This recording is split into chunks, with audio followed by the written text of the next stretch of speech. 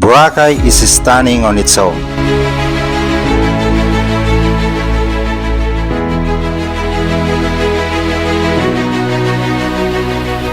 But this trip felt different. Because this time, everything. We are now leaving Katiklan Airport. From the moment we arrived,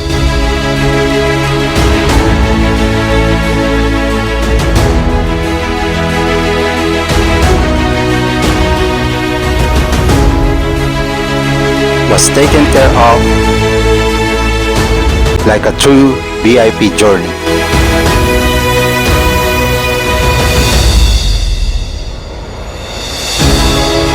Today, we're experiencing Mandarin Nest Boracay, airport pickup, boat transfer, rooftop pool, breakfast, room tour, and even a gym moment you won't expect. Let's begin.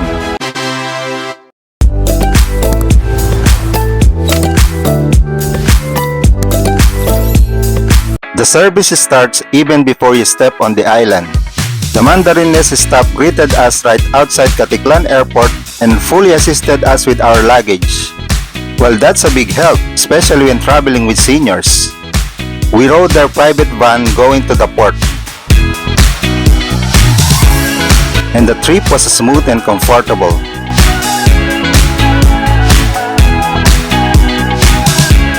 We are now leaving Katiklan Airport.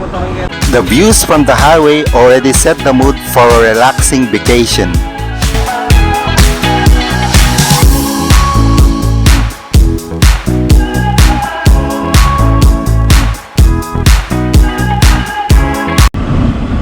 Marunong kang lumangoy. Marunong kang lumangoy. Medyo. That's good, because yes, we were about to ride a boat.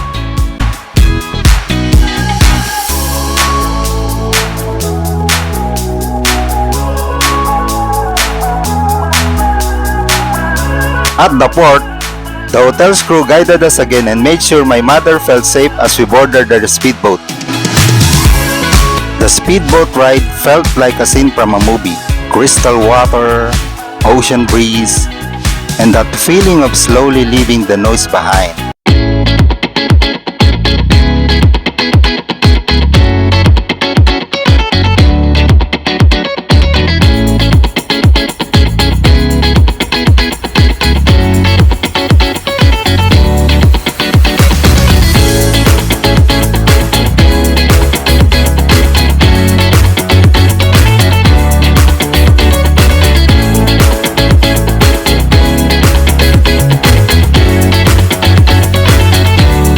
When we arrived in Boracay, the staff assisted us again while getting off. Consistent hospitality so far.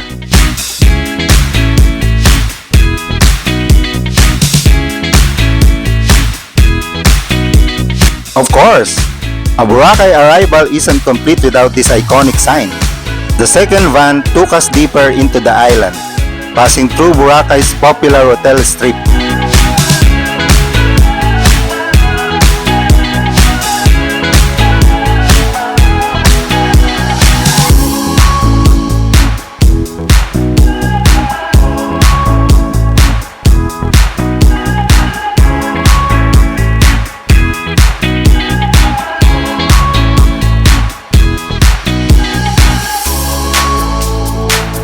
What impressed me was this. The hotel prepared a wheelchair for my mother without us requesting it. A thoughtful gesture that really mattered.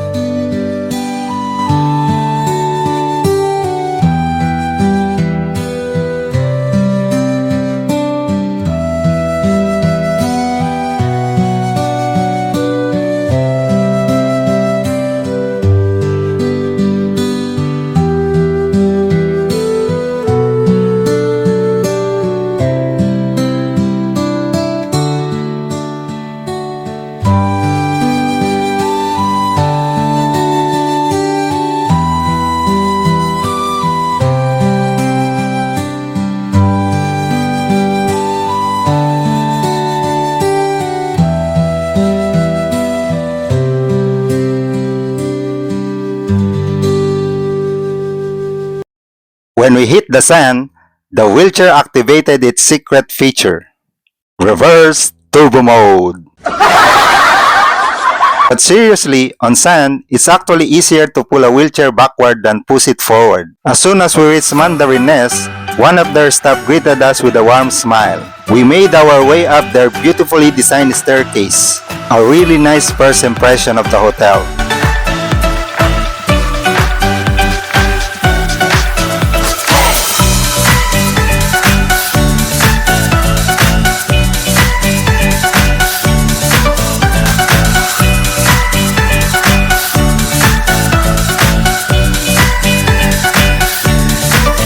And once we reached the lobby, they welcomed us with cold towels and a refreshing drink.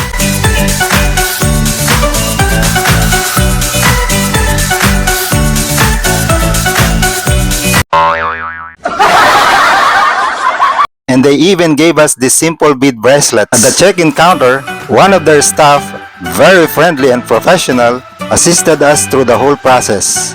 Just a heads up, Mandarin Nest requires an ID for every guest staying in the room, so make sure your family has their IDs ready. It makes the check-in faster and smoother. And by the way, they also ask for security deposit for incidental charges. The amount depends on how many people are staying. In our case, I paid 6,000 pesos. But anyway, it's fully refundable upon checkout. Overall, the check-in was organized, fast, and handled with genuine hospitality. And while the room was being prepared, we took a quick tour around the hotel. The hotel has a nice gym.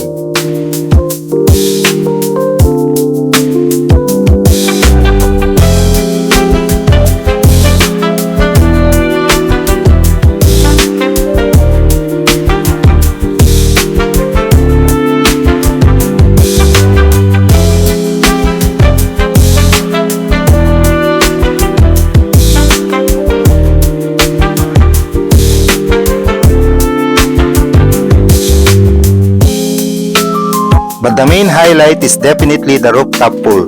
Cinematic views,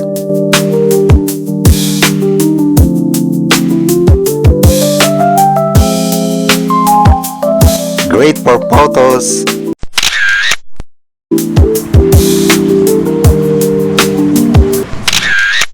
and a relaxing place to stay while waiting for your room.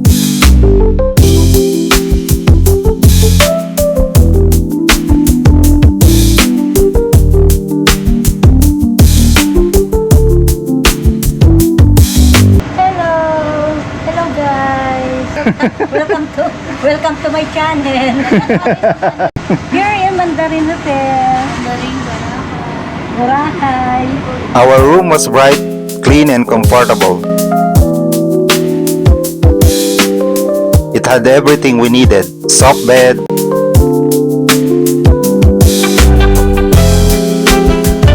nice bathroom,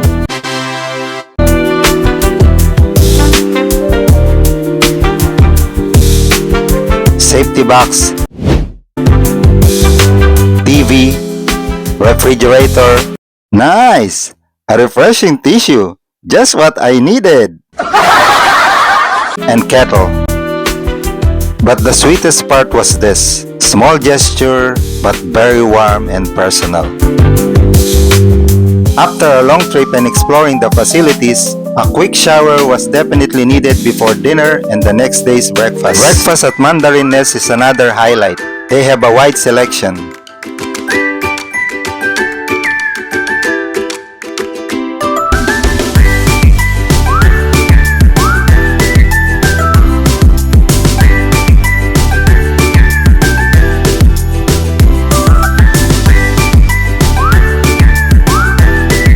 For my plate, I went with chicken and vegetables. Simple, fresh, and surprisingly flavorful.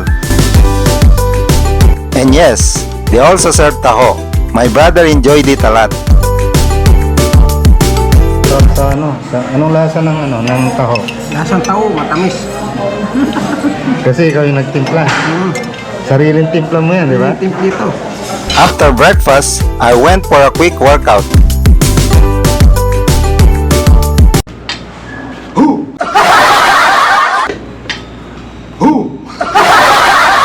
Hindi ako manonood. But my family pranked me. They hid my room keycard and watched me look around like I lost something important.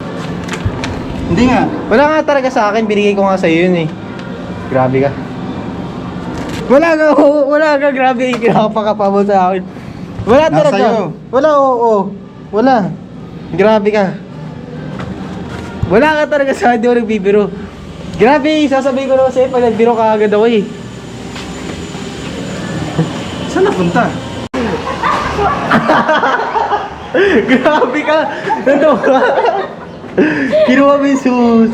Checkout was smooth and the staff remained helpful until our very last moment at the hotel. While waiting for the rest of my family to get ready, I took one last look at Boracay Beach.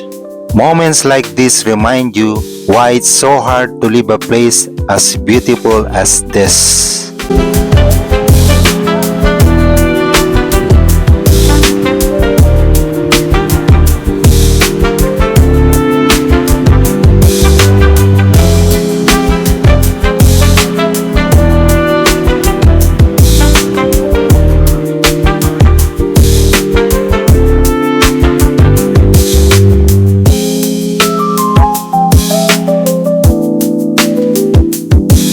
Just like our arrival, the hotel staff assisted us again on our way back to airport. Same level of care, same warmth, just in reverse mode. As the boat pulled away from Boracay, I couldn't help but feel that familiar sadness you get when a great trip is ending. Letting you go was breaking me down. Watching you leave, though I'm screaming so loud. Every memory, every touch, every sign, fading like whispers lost in time. So if you're looking for a hotel in Boracay that doesn't just give you a place to sleep, but takes care of your entire journey, Mandarin Nest might be the one for you.